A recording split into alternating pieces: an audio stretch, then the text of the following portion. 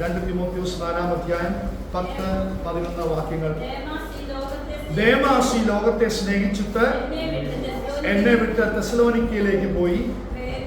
ക്രേസ്കേസ് ഗലാത്യയ്ക്കും തീത്തോസ് ദൽമത്തിക്കും പോയി.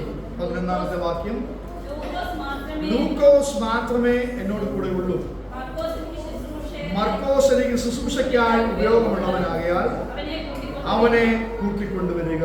മർക്കോസ് എനിക്ക് ശുശ്രൂഷയ്ക്കായി ഉപയോഗമുള്ളവനാകയാൽ അവനെ കൂട്ടിക്കൊണ്ടുവരിക. ഒരു നിമിഷങ്ങളെ നമുക്ക് മനസ്സിലടയ്ക്കാം. പരിശുദ്ധ ദൈവമേ, സ്വർഗീയ നല്ല കർത്താവേ, അനുഗ്രഹിക്കപ്പെട്ട നല്ല രാത്രിക്കായി ഞങ്ങൾ സ്തോത്രം ചെയ്യും. ഉപവാസത്തോടും പ്രാർത്ഥനയോടും ഞങ്ങൾക്ക് ഒരുമിച്ചായിരിക്കാൻ കർത്താവ് കൃപ നൽകിയല്ലോ. പരിശുദ്ധാത്മാവിനോട് സംസാരിക്കണമേ. ഞങ്ങൾക്ക് ആവശ്യമാകുന്ന ദൂതുകളും ആലോചനകളും തന്ന് ഞങ്ങളെ ബലപ്പെടുത്തി മടക്കി അയക്കണം. തിരുനാമം മാത്രം മഹത്വമെടുക്കണം. യേശുവിൻ നാമത്തിൽ തന്നെ. ഹല്ലേലൂയ. ഇവിടെ പൗലോസ് അപ്പോസ്തലൻ പറയുകയാണ്, തിമോഥെയോസിന് ലേഖനം എഴുതുമ്പോൾ പറയാണ്, ഒരാൾ എന്നെ വിട്ടുപോയി. അല്ലേ? ആര്? ദേമാസ്. അല്ലെ? ഹല്ലേലൂയ. നല്ല തുടക്കമൊക്കെ ആയിരുന്നു. പക്ഷെ ദേമാസ് ലോകത്തെ സ്നേഹിച്ച് എന്നെ വിട്ട് തെസ്സലോനിക്കയിലേക്ക് പോയി. ക്രേസ്കേസും പോയി, തീത്തോസും പോയി. ലൂക്കോസ് മാത്രമേ എന്നോടൊപ്പം ഉള്ളൂ. എന്നാൽ മർക്കോസ് എനിക്ക് ശുശ്രൂഷയ്ക്കായി ഉപയോഗമുള്ളവനാകിയാൽ അവനെ കൂട്ടിക്കൊണ്ടുവരിക. Price the Lord. നാം ശിഷ്യനായിരിക്കുന്ന മർക്കോസിനെ കുറിച്ചാണ് ഇന്ന് നാം കേൾക്കുവാൻ പോകുന്നത്. ചില ഭാഗങ്ങൾ അദ്ദേഹത്തെ കുറിച്ച് ധ്യാനിച്ച് നാം ഒരുമിച്ച് പ്രാർത്ഥിക്കുവാനിടയായിത്തീരും. മർക്കോസ് എന്നുള്ള പദത്തിന്റെ അർത്ഥം വലിയ ചുറ്റിക എന്നാണ്. Price the Lord. ഹല്ലേലൂയ. പ്രതിസന്ധികളെ പൊട്ടിക്കുവാൻ ശക്തിയുള്ളതെന്നാണ് അതിന്റെ അർത്ഥം. Praise God. അങ്ങനെയെങ്കിൽ നമ്മുടെ ഉപവാസ പ്രാർത്ഥനയോട് ചേർന്ന് ഈ വചനം നമുക്ക് വിശ്വസിക്കാം. അല്ലേ? ഹല്ലേലൂയ. പ്രതിസന്ധികൾ ആരെങ്കിലും ഇന്ന് രാത്രി അനുഭവിക്കുന്നുണ്ടെങ്കിൽ പ്രതിസന്ധികളെ ഉള്ളു പാസ്റ്ററേ. രാജ്യങ്ങളെ പ്രതിസന്ധികളില്ല. അല്ലെ? പ്രതിസന്ധികൾ അനുഭവിക്കുമ്പോൾ അതിനെ തകർക്കുവാൻ, അതിനെ പൊട്ടിക്കുവാൻ ശക്തിയുള്ള വലിയ ചുറ്റിക എന്നാണ് ഹല്ലേലൂയ മർക്കോസ് എന്ന ശിഷ്യന്റെ പേരിന്റെ അർത്ഥം. അങ്ങനെയെങ്കിൽ ഇന്ന് രാത്രി പ്രാരംഭമായ പരിശുദ്ധാത്മാവ് നമ്മൾ ദൂത് പറയുന്നു. ഹല്ലേലൂയ. ഈ പ്രതിസന്ധികളെ ഒക്കെ തകർക്കുവാൻ ശക്തിയുള്ള ഒരു ദൈവം ഹല്ലേലൂയ നമ്മോടൊപ്പം ഉണ്ട്. Price the Lord. ഹല്ലേലൂയ. ഇവിടെ പൗലോസ് അപ്പോസ്തലൻ പറയുകയാണ്, മർക്കോസ് എനിക്ക് ശുശ്രൂഷയ്ക്കായി ഉപയോഗമുള്ളവൻ. ഒരു തിരിച്ചറിവ് പൗലോസ് അപ്പോസ്തലന് മർക്കോസിനെ കുറിച്ച് ലഭിക്കുകയാണ്. അതിന്റെ അർത്ഥം പണ്ടെപ്പോഴോ ഇവൻ ഉപയോഗിക്കപ്പെടാതിരുന്നു, അല്ലെങ്കിൽ അദ്ദേഹം ആഗ്രഹിച്ച തലത്തിൽ അവൻ പ്രയോജനപ്പെട്ടില്ല എന്നാണ് ആ പദത്തിന്റെ അർത്ഥം. ഇപ്പോൾ അവനെ കൂട്ടിക്കൊണ്ടുവരിക എന്ന് പറയുന്നത് കാണുവാൻ കഴിയും. നമ്മെക്കുറിച്ച് പരിശുദ്ധാത്മാവിന് രാത്രി നമ്മെ തൊട്ട് സംസാരിക്കുവാൻ ആഗ്രഹിക്കുന്ന കാര്യം ഇതാണ്. ഉപവാസത്തോടും പ്രാർത്ഥനയോടും ഒരു പുതിയ ദിവസത്തിലേക്ക്, ഒരു പുതിയ തുടക്കത്തിലേക്ക് നാം വന്നപ്പോൾ പരിശുദ്ധാത്മാവിനോട് പറയുവാൻ ആഗ്രഹിക്കുന്നു, ഇന്നലകളിൽ പ്രയോജനപ്പെട്ടില്ലെങ്കിൽ ഹല്ലേലൂയ ഇന്ന് രാത്രി മടങ്ങി വരുവാൻ കഴിയും. ദൈവത്തിന് വേണ്ടി പ്രയോജനപ്പെടുവാൻ കഴിയും. നമ്മുടെ ഇന്നലകളെ മാറ്റുന്ന ഒരു ദൈവം, നമ്മുടെ പരാജയങ്ങളെ മാറ്റുന്ന ഒരു ദൈവം, നമ്മുടെ പിൽക്കാലത്തുണ്ടായിരുന്ന തകർച്ചകളെ ശ്രദ്ധിക്കാതെ നമ്മെ വീണ്ടും ഉപയോഗിക്കുവാൻ കഴിയുന്ന ഒരു ദൈവം. ഒരു വൃക്ഷമായാൽ നമ്മളെപ്പോഴും ചിന്തിക്കാറുണ്ട്, പ്രത്യാശയ്ക്ക് വകയുണ്ട്. അല്ലേ? പൊട്ടിക്കിളിർക്കുവാനുള്ള സാധ്യതയുണ്ടെന്ന് യോബിന്റെ ലേഖനത്തിൽ പറയുന്നത് പോലെ ഒരു കിളിർപ്പ്, ഒരു ചെറിയ ജലത്തിന്റെ അംശമുണ്ടെങ്കിൽ അത് കിളിർത്തു വരുവാനിടയാകുന്നത് പോലെ ഇന്ന് രാത്രിയും നമുക്ക് വിശ്വസിക്കാം. പ്രയോജനമില്ലാത്ത കാലഘട്ടങ്ങൾ കഴിഞ്ഞെങ്കിൽ, അവസരങ്ങൾ കഴിഞ്ഞെങ്കിൽ, ഇന്ന് രാത്രി വീണ്ടും ദൈവം നമുക്ക് അവസരം നൽകിയിരിക്കുകയാണ്. വീണ്ടും നമ്മെ മടക്കിക്കൊണ്ടിരുവാൻ ആഗ്രഹിക്കുന്ന ഒരു ദൈവമുണ്ട്. അവനെ കൂട്ടിക്കൊണ്ടുവരിക. മർക്കോസ് ആരാണെന്ന് നമുക്കറിയാം. മർക്കോസിന് മറ്റൊരു പേരോടുണ്ട്, യോഹന്നാൻ എന്നാണ് അദ്ദേഹത്തിന്റെ പേര്. മർക്കോസ് യേശു കർത്താവിന്റെ ശിഷ്യനാണ്. ഹല്ലേലൂയ. നമുക്ക് മനസ്സിലാക്കുവാൻ കഴിയും. മർക്കോസിന്റെ സുവിശേഷം വളരെ ലളിതവും വളരെ പ്രയോജനകരമായ സുവിശേഷമാണ്. മർക്കോസിന്റെ സുവിശേഷം നമുക്ക് കാണാൻ കഴിയും. മർക്കോസ് സുവിശേഷത്തെ കുറിച്ച് വേദപണ്ഡിതർ പറയുന്നത് വളരെ ചെറിയ ഒരു സുവിശേഷമാണ്, ലളിതമായ ഒരു സുവിശേഷമാണ്. അത് മാത്രമല്ല, വിശ്വസിക്കുന്നവരാൽ ഈ അടയാളങ്ങൾ നടക്കുമെന്ന് ഏറ്റവും കൂടുതൽ എംഫസൈസ് ചെയ്ത് ഹല്ലേലൂയ അരുളി ചെയ്ത ശിഷ്യനാണ് മർക്കോസ്. ഹല്ലേലൂയ. കർത്താവിന്റെ കൂടെ നടന്ന വ്യക്തിയായതുകൊണ്ട്, ഹല്ലേലൂയ, കർത്താവിന്റെ അത്ഭുതങ്ങൾ, കരങ്ങളിൽ കൂടെ വെളിപ്പെട്ട അത്ഭുതങ്ങൾ കണ്ടതുകൊണ്ട് അദ്ദേഹം ഇത് എംഫസൈസ് ചെയ്ത് എഴുതുന്ന കാണാൻ കഴിയും. വിശ്വസിക്കുന്നവരാൽ ഈ അടയാളങ്ങൾ നടക്കും. ബാക്കി നിങ്ങൾ പറ. വിശ്വസിക്കുന്നവരാൽ ഈ അടയാളങ്ങൾ നടക്കും.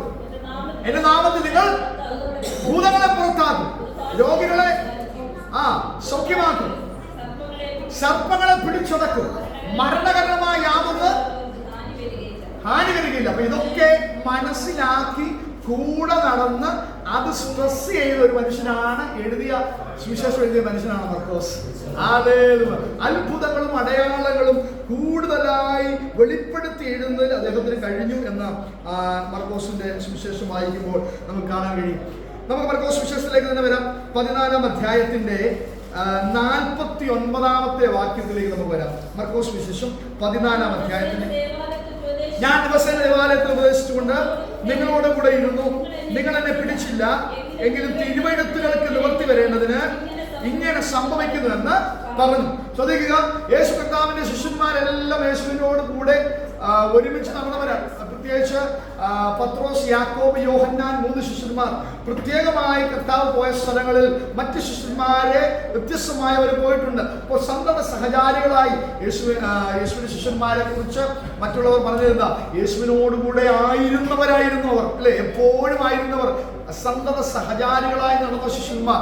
അപ്പോൾ അതിൽ സെലക്റ്റഡ് ആയിട്ടുള്ള 3 പേരുണ്ട്. എന്നാൽ ആ സെലക്ഷനകത്ത് മർക്കോസ് കാണുന്നില്ല. പത്രോസ്, യാക്കോബ്, യോഹന്നാനാണ് ആ സെലക്ഷനിലുള്ളത്. എന്നാൽ മർക്കോസ് അതിനകത്ത് കാണുന്നില്ല.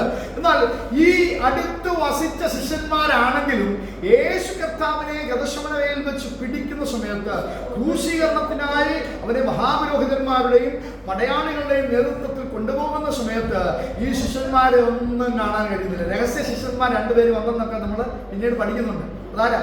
ഇടയ്ക്കിടയ്ക്ക് ഓർമ്മിക്കുന്നുണ്ട്. നിക്കോദിമോസും അരിമത്ഥ്യക്കാരനെയോസും. എന്നാൽ മറ്റ് ശിഷ്യന്മാരെല്ലാം ചിതറിപ്പോയി. എല്ലാ ശിഷ്യന്മാരും ചിതറിപ്പോയെന്ന് കാണാൻ കഴിയുന്നുണ്ട്. എന്നാൽ ഈ ഭാഗത്ത് ഒരു ചെറുപ്പക്കാരനെ കുറിച്ച് അവിടെ എഴുതിയിരിക്കുകയാണ്. മർക്കോസ് 14:49 വായിച്ചു. 50-ാമത്തെ വാക്യം.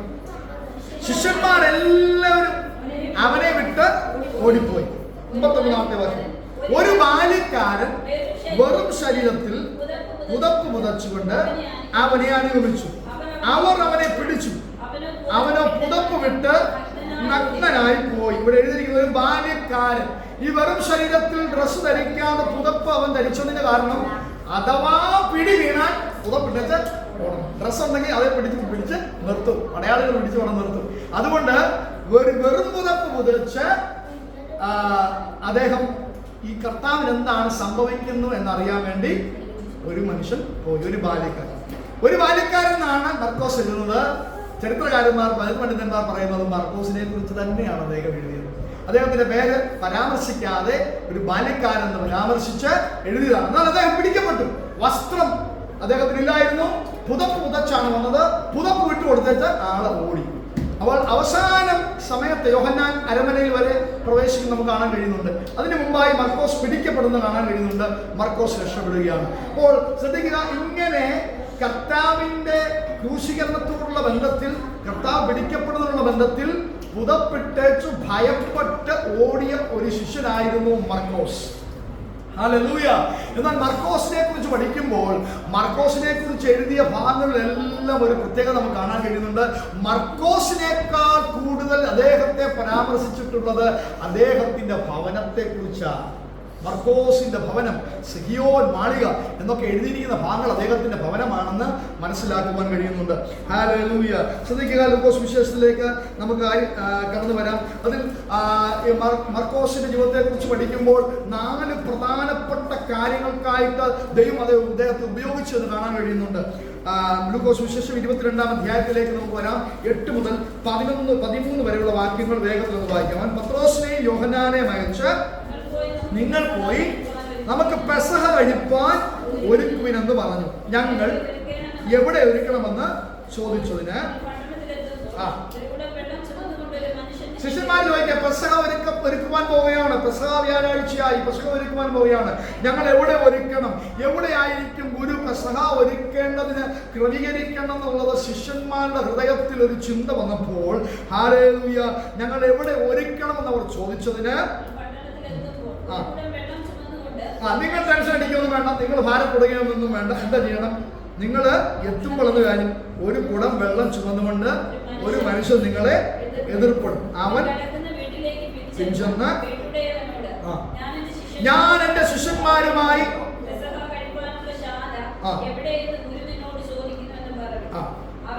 അവൻ വിരിച്ചൊരുക്കിയ ഒരു വൻമാളിക കാണിച്ചു തരും, അവിടെ ഒരുക്കുവിൻ എന്ന് പറഞ്ഞു.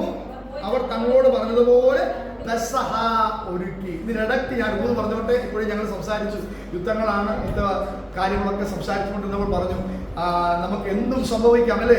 ജോലി നഷ്ടപ്പെട്ട പല കമ്പനികളും ജോലി നഷ്ടപ്പെട്ടുകൊണ്ടിരിക്കുന്നു, ആൾക്കാരുടെ ശമ്പളം കുറച്ചുകൊണ്ടിരിക്കുന്നു, പ്രതിസന്ധികൾ ഉണ്ടായിക്കൊണ്ടിരിക്കുകയാണ്. ഭാവിയിൽ എന്ത് സംഭവിക്കുമെന്ന് ചിന്തിച്ച സ്ഥാനത്ത് ഹല്ലേലൂയ, ദൈവം നമുക്ക് വേണ്ടി കരുതുന്ന ദൈവമാണെന്ന് ഈ വചനം നമ്മെ ഓർമ്മിപ്പിക്കുകയാണ്. ഹല്ലേലൂയ. എവിടെ പെസഹ ഒരുക്കുമെന്ന് ശിഷ്യന്മാർ ചിന്തിച്ച സ്ഥാനത്ത് കർത്താവ് പറയുകയാണ്, വിരിച്ചൊരുക്കിയ ഒരു വൻമാളിക റെഡിയാണ്. ഇന്ന് രാത്രി ആളുകളൊന്ന് വിശ്വസിക്കാമോ? വിശ്വസിക്കാമോ? എത്ര എല്ലാ പ്രതിസന്ധികളിൽ കൂടെ ഇന്ന് രാത്രി ദൈവസഭ കുടുംബങ്ങൾ കടന്നുപോയാലും ഈ പട്ടണം കടന്നുപോയാലും നമുക്ക് വേണ്ടി ഇന്ന് രാത്രി ദൈവം ചില ഒരുക്കിയിട്ടുണ്ടെന്ന്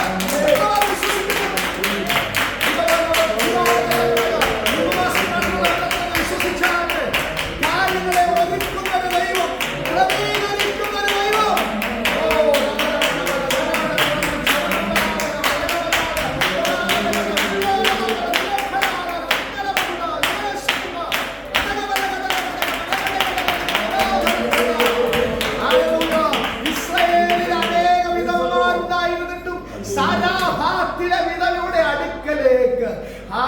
ഏലിയാവിനെ അയച്ചു. സരാഫാത്തിലെ വിധവയും അവളുടെ മകനും ക്ഷാമകാലം മുഴുവൻ ഏലിയാവിനോട് കൂടെ കഴിഞ്ഞെങ്കിൽ ചുറ്റുപാടുകളിൽ എന്ത് സംഭവിക്കുന്നെന്നുള്ളത് നമുക്ക് വിഷയമല്ല. നമുക്ക് വേണ്ടി ഒരുക്കേണ്ടതിനെ ഒരുക്കുന്ന ദൈവം, നമുക്ക് വേണ്ടി തരേണ്ടതിനെ തരുന്ന ദൈവം.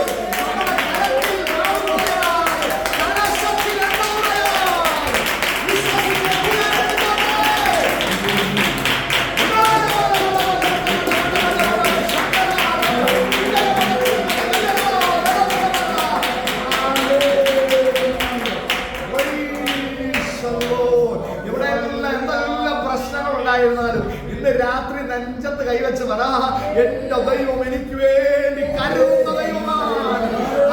ശാമകാലം എവിടെയെങ്കിലും ഉണ്ടായാലും എന്റെ കലത്തിലെ മാവ് കുറയത്തില്ല, എന്റെ കലശത്തിലെ എണ്ണ കുറയത്തില്ല.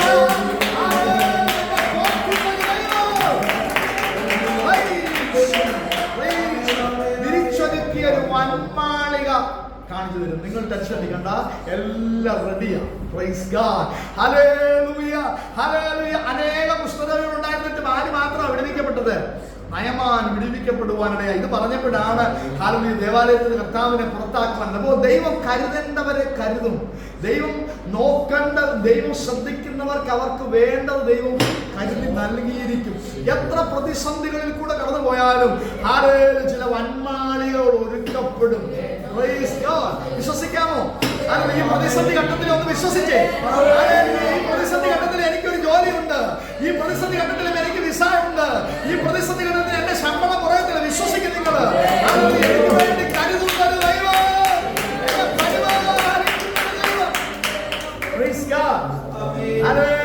അവരോട് കാണുന്നു വിരിച്ചൊരുക്കിയ വൻമാളിക.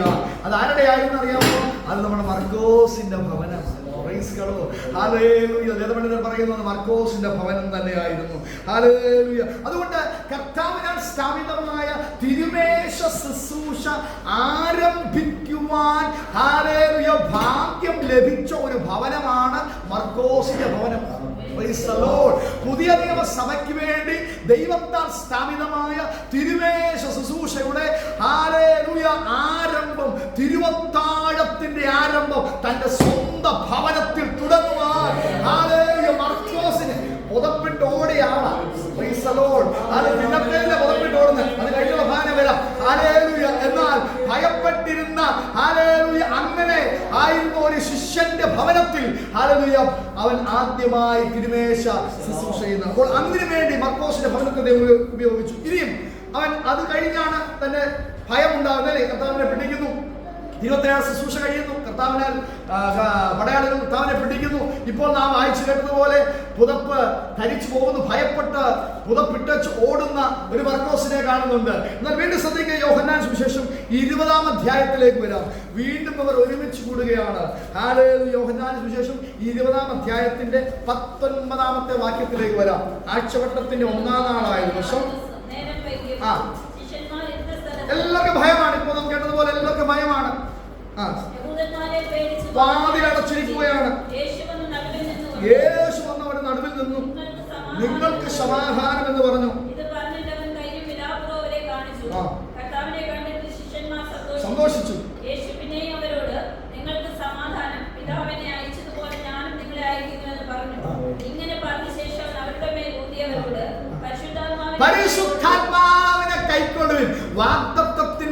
പരിശുദ്ധാത്മാവ് അപ്പോസ്തല പ്രവർത്തികളിൽ 2-ാം അധ്യായത്തിൽ അക്ഷരികമായി ഇറങ്ങി വരുന്നതിന് മുമ്പ് തന്റെ ശ്വാസത്തിൽ കൂടെ പരിശുദ്ധാത്മാവിനെ കൈക്കൊള്ളുവിനെന്ന് കർത്താവ് ഇറങ്ങി വന്ന് അടഞ്ഞ മുറിയിൽ പ്രവേശിച്ച് തന്റെ ശിഷ്യന്മാരുടെ മേൽ ഊതി.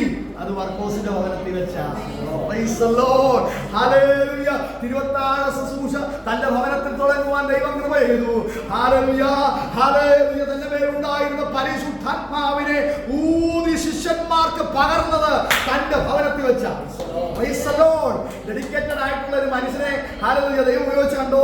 ഇന്ന് രാത്രി ഒന്ന് വിശ്വസിച്ചാണ്ട് നിങ്ങളുടെ കുടുംബങ്ങൾ പ്രാർത്ഥനയ്ക്ക് വേണ്ടി വിട്ടുതരുന്നെങ്കിൽ, ആരാധനയ്ക്ക് വേണ്ടി വിട്ടുതരുന്നതെങ്കിൽ, പച്ചവെള്ളം കൊടുക്കാൻ വിട്ടുതരുന്നെങ്കിൽ, അതിഥി സൽക്കാരത്തിന് വിട്ടുതരുന്നെങ്കിൽ, ഇന്ന് രാത്രി അനുഗ്രഹിക്കുന്ന ഒരു ദൈവമുണ്ട്. അത് നഷ്ടമാകത്തില്ല. ഭവനത്തെ പരിശുദ്ധാത്മാവ്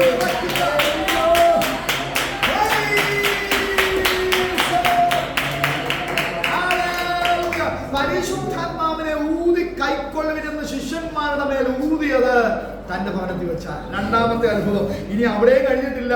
8 ദിവസം കഴിഞ്ഞ ഇതിനകത്തൊരു പുള്ളിക്കാരൻ മലയാളി ആയിരിക്കും അല്ലേ, മലയാളി സ്വഭാവമുള്ള ഒരാളുണ്ടായിരുന്നു. ആരാ? തോമസ് അല്ലേ? വിശ്വസിച്ചില്ല. 8 ദിവസം കഴിഞ്ഞിട്ട് വീണ്ടും കൂടി വന്നപ്പോൾ തോമസ് പറയാ, ഞാൻ വിശ്വസിക്കുന്നില്ല. നിങ്ങൾ 8 ദിവസം മുമ്പുള്ള കാര്യമല്ലേ പറയുന്നത്, എനിക്ക് വിശ്വാസമില്ല. 8 ദിവസം കഴിഞ്ഞ് വീണ്ടും അവർ കൂടിയപ്പോൾ 26-ാമത്തെ വാക്യം കാണാൻ കഴിയുന്നു. വീണ്ടും 2-ാമത് സന്ദർശനം. പെട്ടെന്ന് വായിച്ചു. നിങ്ങൾക്ക് സമാധാനം എന്ന് പറഞ്ഞു. പിന്നെ തോമസിനോട്, നിന്റെ വിരൽ ഇങ്ങോട്ട് നീട്ടി എന്റെ കൈകളെ കാണുക, നിന്റെ കൈ നീട്ടി എന്റെ വിലാപ്പുറത്തിടുക, അവിശ്വാസിയാകാതെ വിശ്വാസിയായിരിക്കുക എന്ന് പറഞ്ഞു. തോമസ് അവനോട്, എന്റെ കർത്താവ്. അവിശ്വാസിയായ തോമസിന്റെ ഹൃദയത്തെ തുറന്ന് യേശു കർത്താവ് മഹാദൈവമാണ്, എന്റെ കർത്താവും ദൈവവുമായ എന്നുള്ള വെളിപ്പാട് മർക്കോസിന്റെ ഭവനത്തിൽ വെച്ച് 8-ാം ദിവസം കഴിഞ്ഞ് പകരപ്പെടുകയാണ്. രാത്രി വിശ്വസിക്കാൻ പറ്റുമോ? അവിടെ തീർന്നില്ല. അപ്പോസ്തല പ്രവൃത്തികളിലേക്ക് വരാം. 2-ാം അധ്യായത്തിൽ അവർ കൂടുന്നു. അപ്പോസ്തല പ്രവൃത്തികൾ 2-ാം അധ്യായം. പെന്തക്കോസ്താൾ വന്നപ്പോൾ എല്ലാവരും ശെഖിയോൻ മാളികയിൽ മർക്കോസിന്റെ ഭവനത്തിൽ കൂടി. ഊതി പരിശുദ്ധാത്മാവിനെ ശിഷ്യന്മാരുടെ മേൽ കൈക്കൊള്ളിന്ന് അയച്ച വാഗ്ദത്തത്തിൽ പരിശുദ്ധാത്മാവ് തൃത്വത്തിൽ 3-ാമനായിരിക്കുന്നവൻ ഭൂമിയിലേക്ക് ഇറങ്ങി വരുവാൻ തെരഞ്ഞെടുത്തത് മർക്കോസിന്റെ ഭവനം. സിമ്പിളായിട്ട് ചിന്തിക്കരുത്. സ്വർഗത്തിൽ വസിക്കുന്നവനാണ്. പിതൃപുത്ര പരിശുദ്ധാത്മാവാകുന്ന ത്രിയേക ദൈവത്തിൽ ഒരുവനായിരിക്കുന്ന തൃത്വത്തിൽ പരിശുദ്ധാത്മാവ് ഭൂമിയിലേക്ക് ഇറങ്ങി വരുവാൻ തെരഞ്ഞെടുത്ത ഭവനം മർക്കോസിന്റെ ഭവനമാണ്.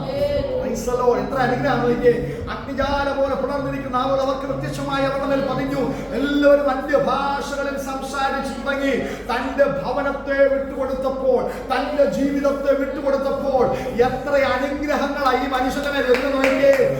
ദൈവത്താൽ സ്ഥാപിതമായ തിരുവത്താരം ശിഷ്യന്മാരുടെ മേൽ പുതിയ പരിശുദ്ധാത്മാവ് അതിനുവഴിയായി ഭൂമിയിലേക്ക് ഇറങ്ങി വന്ന പരിശുദ്ധാത്മാവിന്റെ ശക്തി വിശ്വസിച്ച് ദൈവത്തിന് വേണ്ടി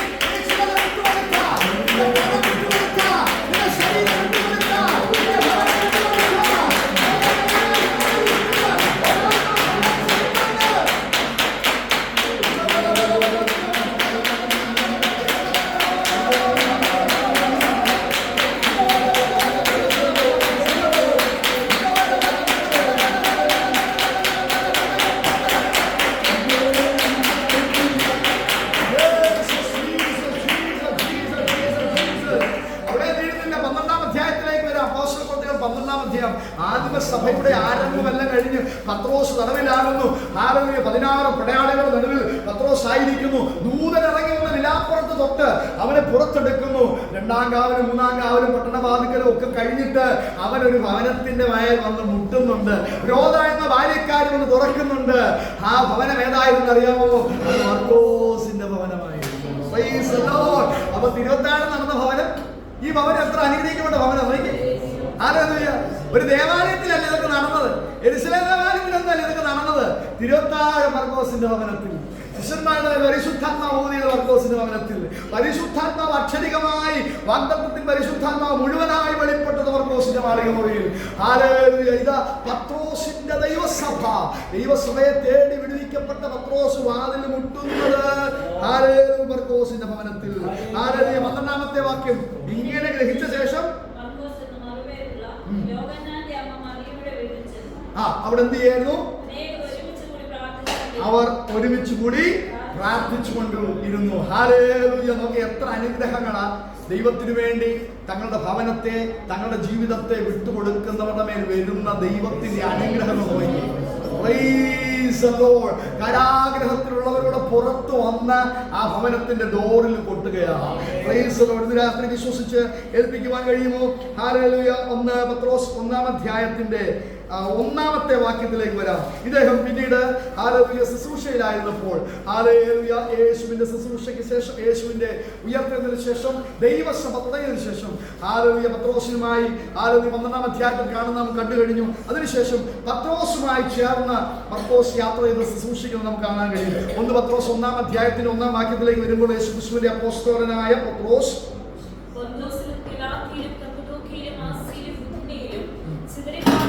ഈ സ്ഥലങ്ങളിലെല്ലാം പത്രോസിനോട് കൂടെ നടന്ന് ശുശ്രൂഷ ചെയ്ത വ്യക്തിയാണ് മർക്കോസ്. ഹല്ലേലൂയ. ഏലിയാവിന്റെ കൈക്ക് എലീശ വെള്ളം ഒഴിച്ചു കൊടുന്ന് ഏലിയാവിന്റെ പുറകെ നടന്നതുപോലെ, ഹല്ലേലൂയ, മോശയുടെ കൈക്ക് വെള്ളം ഒഴിച്ചു കൊടുത്ത് യോശുവ നടന്നതുപോലെ പത്രോസിന്റെ കൂടെ നടന്ന ഒരു വ്യക്തിയായിരുന്നു മർക്കോസ്. ഹല്ലേലൂയ. Praise the lord. അവർ ശുശ്രൂഷയ്ക്ക് ഒരുമിച്ച് പ്രയോജനപ്പെടുന്നത് ആ ഭാഗത്ത് നമുക്ക് കാണാൻ കഴിയുന്നുണ്ട്. 13-ാമത്തെ വാക്യം നമുക്ക് ഒന്നുകൂടെ ശ്രദ്ധിക്കാം. നിങ്ങളുടെ സഹവൃതയായ ബാബിലോണിലെ സഭയും എനിക്കും മകനായ മർക്കോസ്, 1 പത്രോസിന്റെ 5-ാം അധ്യായത്തിന്റെ 13-ാമത്തെ വാക്യം, എനിക്കും മകനായ മർക്കോസും നിങ്ങളെ വന്ദനം ചെയ്തു. നമ്മൾ പത്രോസുമായിട്ട് അത്ര ഒരു ബന്ധത്തിലായിരുന്നു ഈ മനുഷ്യൻ. മർക്കോസ് തന്റെ മകനെ പോലെ, ദത്തുപുത്രനെ പോലെ പത്രോസ് കണ്ട് ഉപയോഗിച്ചിരുന്നു എന്ന് കാണാൻ കഴിയുന്നുണ്ട്. അപ്പോസ്തലപ്രവൃത്തികളിലേക്ക് വരാം. 15-ാം അധ്യായത്തിന്റെ, ഞാൻ ഓടിപ്പോകുന്ന നമുക്ക് സമയമില്ലാത്തതുകൊണ്ട് അപ്പോസ്തലപ്രവൃത്തികൾ 15-ാം അധ്യായത്തിന്റെ 35 മുതൽ 38 വരെയുള്ള വാക്യങ്ങളുടെ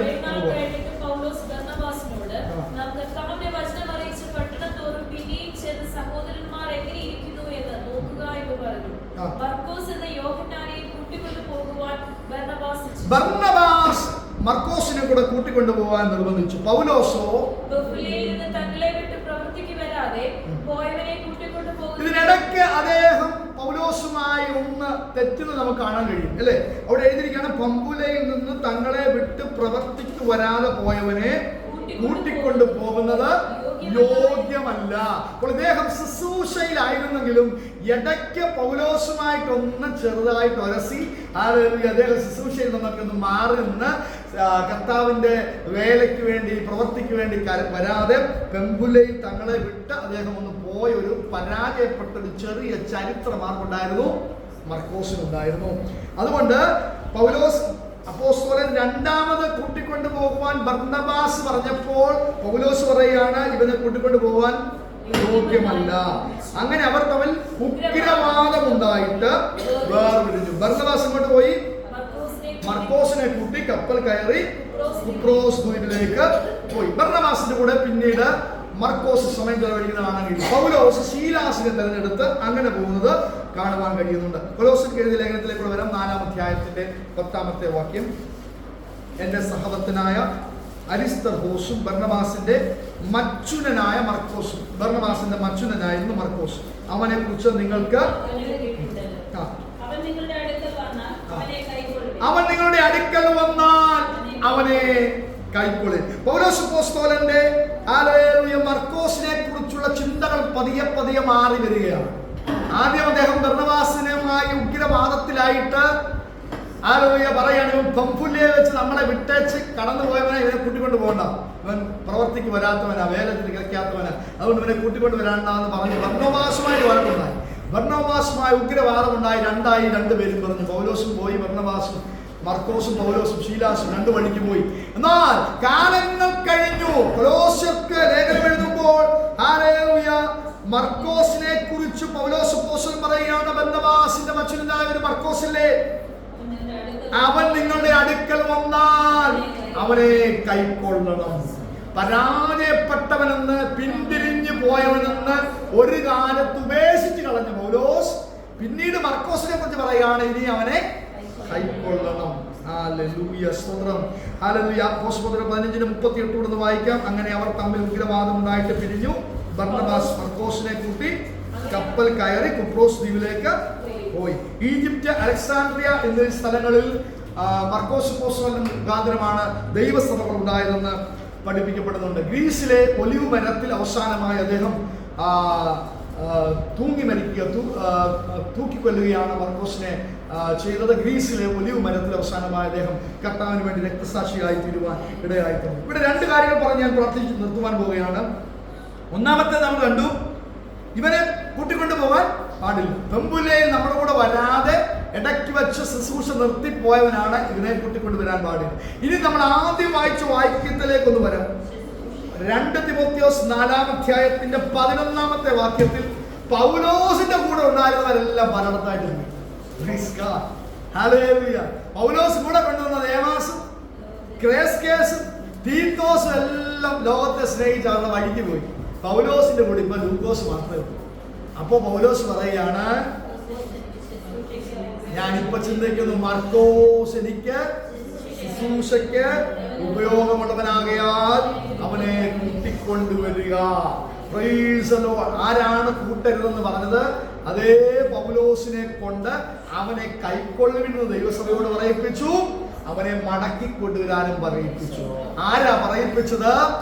ഒരു മനുഷ്യൻ ജീവിതത്തിന്റെ ഏതോ ഏടുകളിൽ പിൻവാങ്ങിപ്പോയപ്പോൾ, പരാജയപ്പെട്ടു പോയപ്പോഴും ബർന്നബാസ് അവനെ കൈവിടാതെ കൂടെ നിർത്തി ശുശ്രൂഷയ്ക്ക് അവനെ ഉപയോഗമുള്ളവനാക്കി മാറ്റിയപ്പോൾ അവൻ പ്രയോജനപ്പെടുന്നെന്ന് അറിഞ്ഞ പൗലോസ് കൊലോസ്യരോട് പറയുകയാണ്, അവനെ കൈക്കൊള്ളണം.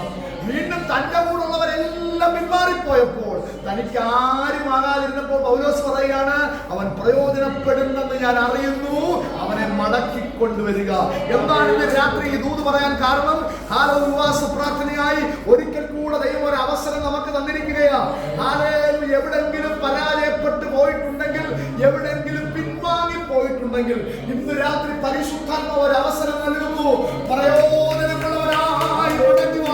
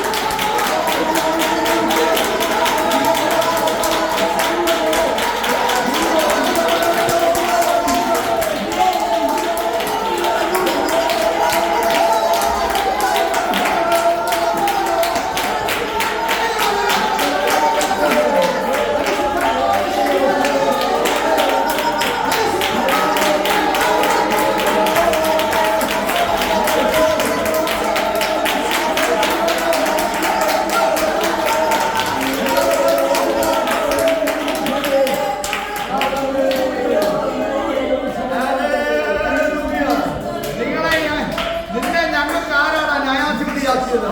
നിന്നെ ഞങ്ങൾക്ക് ആരാ രാജാവാക്കിയത്? നിന്നെ ഞങ്ങൾക്ക് ആരാ ന്യായാധിപതിയാക്കിയത്? നിങ്ങളെ കൊന്നുകളഞ്ഞ ഒരുത്തനെ പോലെ ഞങ്ങളെ കൊന്നുകളയാനാണോ എന്ന് മോശയോട് ചോദിച്ച ഒരു ഫറവോന്റെ ജനമുണ്ട്.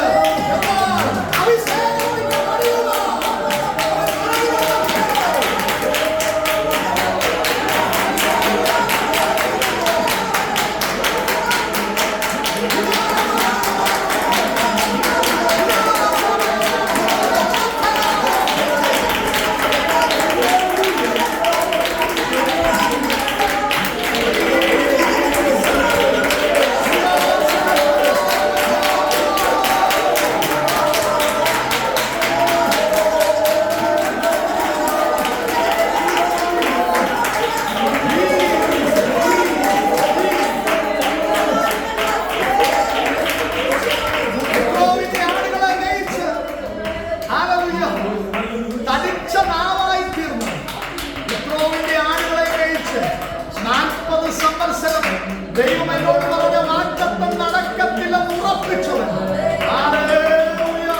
ഒരു ഫറവോന്റെ ജനത മുഴുവൻ മടങ്ങി വരത്തില്ലെന്ന് വിധി എഴുതിയപ്പോൾ ഹോരേബിൽ വെളിപ്പെട്ടൊരു തീ.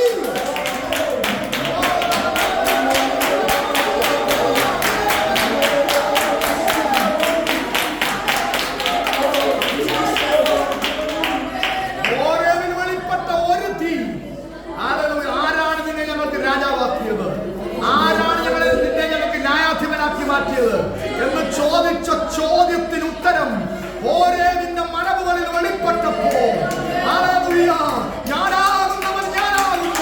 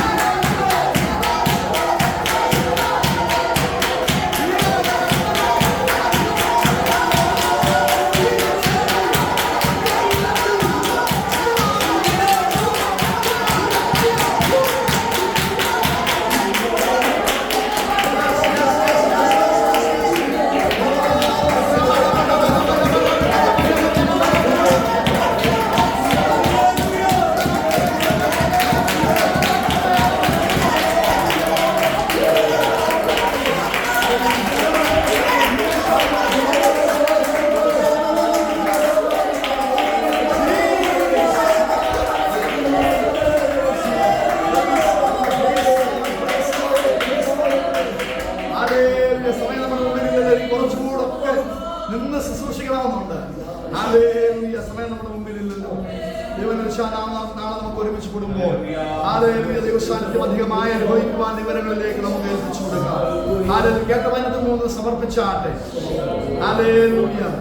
ഒരിക്കൽ പരിഹാസപാത്രമായി പുതപ്പിട്ടേച്ച് ഓടേണ്ടി വന്നവൻ പിന്നത്തേതിൽ തന്റെ ഭവനവും തന്റെ സമയവും തന്റെ ജീവിതവും ദൈവത്തിന് വിട്ടുകൊടുത്തു. പരിശുദ്ധാത്മാവ് അവന്റെ ഭവനത്തെ അവന്റെ ജീവിതത്തെ പ്രയോജനപ്പെടുത്തി. ശുശ്രൂഷയുടെ നാളുകളിൽ പിന്നെയും ഒരു പരാജയത്തിലേക്ക് പലപ്പോഴായി വന്നു. അവൻ ഉപയോഗിക്കപ്പെടുന്നില്ല എന്നുള്ള തോന്നൽ അന്നത്തെ നേതൃത്വമായിരുന്ന പൗലോസ് അപ്പോസ്തലൻ വരെ തോന്നിയപ്പോൾ ഭർന്നവാസനെ ചേർത്ത് നിർത്തിയപ്പോൾ ദൈവസാന്നിധ്യത്തോട് പറ്റി നിന്ന് കൊലോസി സഭയ്ക്ക് വരെ അനുഗ്രഹമായി ഇന്നത്തേതിൽ പൗലോസിനെ മടക്കി വിളിക്കത്തക്ക രീതിയിൽ അവന്റെ ആത്മീയ അനുഭവങ്ങളെ അവൻ വ്യത്യാസപ്പെടുത്തിയെങ്കിൽ ഇന്ന് രാത്രി വിശ്വസിക്കുക, ഈ ദൈവസഭയ്ക്ക് ഒരു വ്യത്യാസമുണ്ട്. ഇന്നലകളേക്കാൾ അപ്പുറമായി നിന്റെ ആത്മീയ ജീവിതത്തിന് ഒരു വ്യത്യാസമുണ്ട്. നിന്റെ കുടുംബത്തിന് ഒരു വ്യത്യാസമുണ്ട്.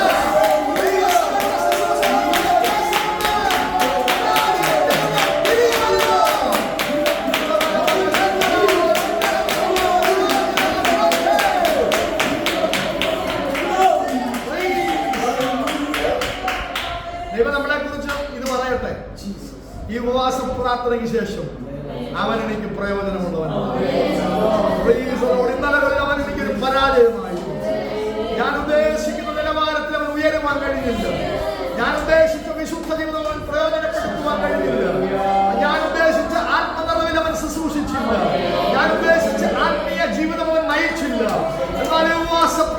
ശേഷം പരിശുദ്ധാത്മാ